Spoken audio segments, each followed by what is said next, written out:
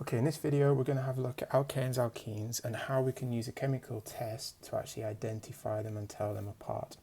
So before we get into this, it's worth just reminding ourselves that alkanes are saturated, and that means they contain a carbon-carbon single covalent bond.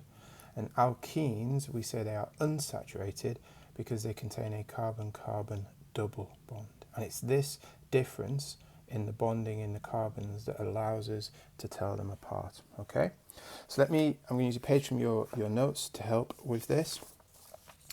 And here we've got an alkene. This is ethene.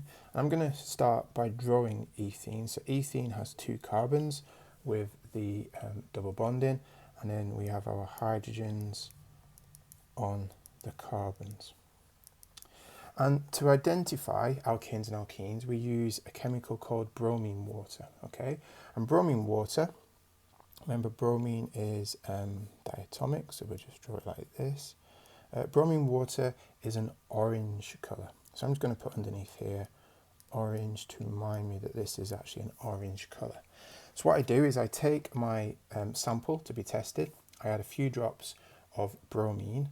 And because this is unsaturated, then what can happen is that the double bond becomes a single bond, and that allows the bromine to be added to the molecule, because each carbon can make 4 bonds. It's still got 4 bonds, 1, 2, 3, 4, but it means the bromine has now been added to the hydrocarbon molecule we had at the beginning. And because this bromine is now added and it's split apart, this orange colour now becomes colourless. So the chemical change that you see or the colour change you see happening goes from orange to colourless. So I'm going to put that here for a moment. Colourless.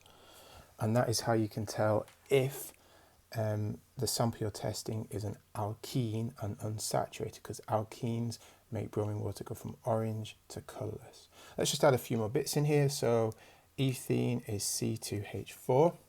This chemical here, you can see it's got 2 carbons, so it belongs to the eth side of the family here. And it's got, if this is carbon 1 and carbon 2, it's got 2 bromines. So the way you name this, and this is just for a bit of fun, is it's 1, 2, because position 1, position 2. The word in chemistry for 2 is di. And what have we got 2 of? Bromine. So 1, 2, dibromo. And then to tell us it's got 2 carbons, ethane, because it's got a single bond in there. Okay, but the key thing here is that my bromine goes from orange to colourless when there is a double bond. If you compare that to this situation, and in this situation here, we have got ethane. Ethane is an alkane, so it is saturated. So it has a single carbon-carbon bond. Then when I add my bromine to this, the bromine cannot add. There's nowhere for this to add. Every carbon's got 4 bonds. So that means that the orange colour doesn't change.